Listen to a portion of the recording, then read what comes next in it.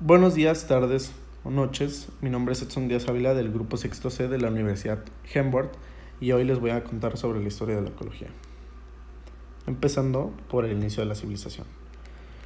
Desde los inicios de la humanidad ha sido esencial recaudar información empírica de toda especie que habita en la Tierra para la supervivencia de los mismos humanos, ya sea ubicación de estos mismos o los recursos como son hojas, frutos, semillas, hongos, peces, insectos, animales de caza, etc.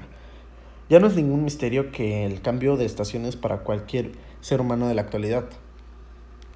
Pero en aquel entonces era demasiado raro, guiando a las personas a creer cuentos fantásticos, pero con la introducción de la agricultura, estos cuentos fantásticos se fueron desvaneciendo y dejó la entrada al mundo de la ecología, ya que se dio la tarea de investigar todo tipo de cosas provenientes de la tierra, como el suelo, la temporalidad de la temperatura y de la lluvia, al igual que conocimientos de algunos fenómenos biológicos como la llegada de aves migratorias, la aparición de ciertos insectos y la fructificación de algunas plantas.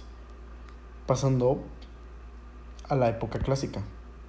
Uno de los primeros hallazgos de la historia que nos acerca más a los principios de la ecología es el famoso libro de Aristóteles, nombrado La historia de los animales.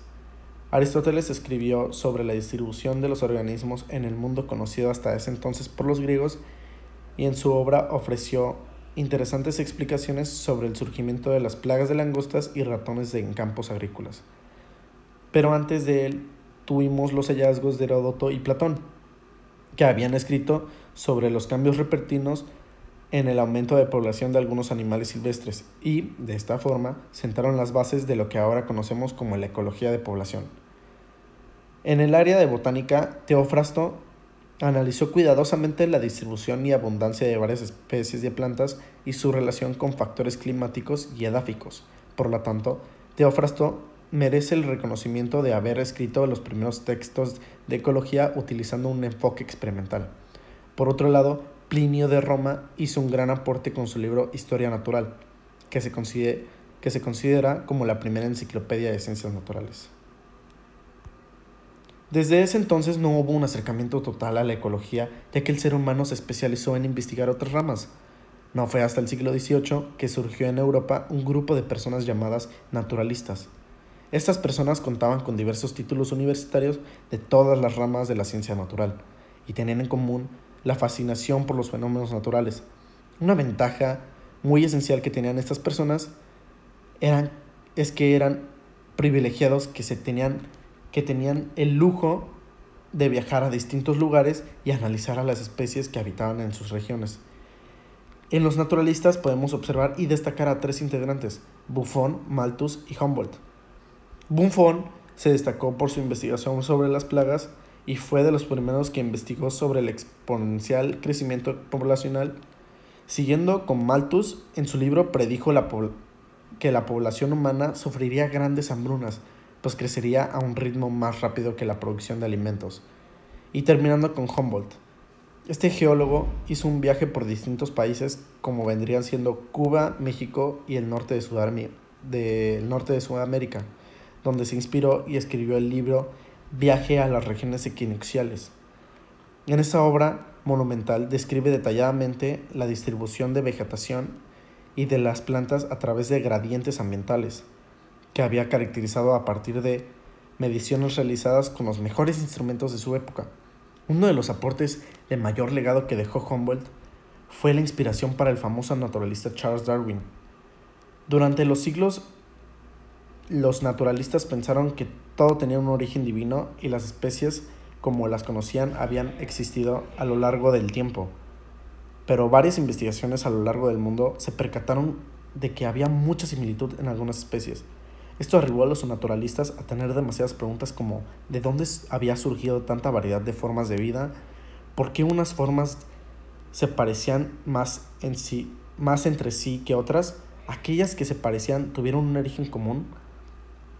Al indagar más, los naturalistas llegaron a la conclusión de que las especies nunca fueron las mismas y que hubo un cambio a lo largo del tiempo. A eso le llamaron evolución. Todo este pensamiento concluyó en el libro llamado Origen de las especies, escrito por Charles Darwin.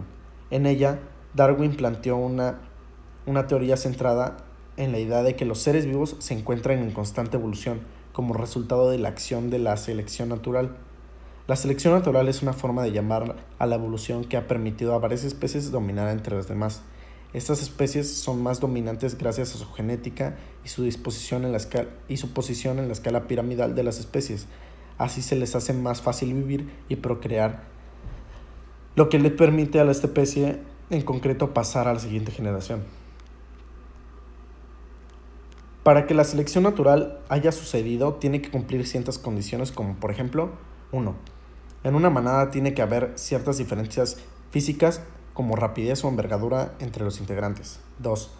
Las características sobresalientes tienen que tener la posibilidad de heredarse. 3. A los que no fueron bendecidos con las características sobresalientes tienen un alto grado de no sobrevivir como los que sí las poseen. 4. Los que sobrevivan y destaquen van a terminar teniendo mayor descendencia, forzando a los menos capacitados a morir. 5. Pasado el tiempo, la manada estará completamente llena de animales sobresalientes, ya sean más rápidos o más fuertes, y los débiles morirán. Eso hará una evolución, ya que solo los más capacitados sobrevivieron. Darwin pensaba que la selección natural era rápida y paulatina, y esto hacía que las especies las obligaran a tener una presión natural, y esto provocaba que diferentes animales evolucionaran en distintas direcciones, dando lugar a especies diferentes. Las ideas de Darwin cambiaron completamente la percepción de la naturaleza como la teníamos vista. Esto provocó que se le diera aún más relevancia a la ecología a finales del siglo XIX y principios del XX. Pasando a la época moderna, después del origen de las especies, hubo una gran aceptación que condujo a evolucionistas congeniar con los biólogos para así poder llegar a investigar todo el amplio mundo de las especies y su evolución.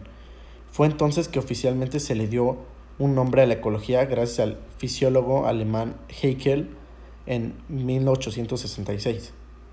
La ecología, como la conocemos actualmente, es producto de un proceso de maduración y conformación que inició en la segunda mitad del siglo XIX.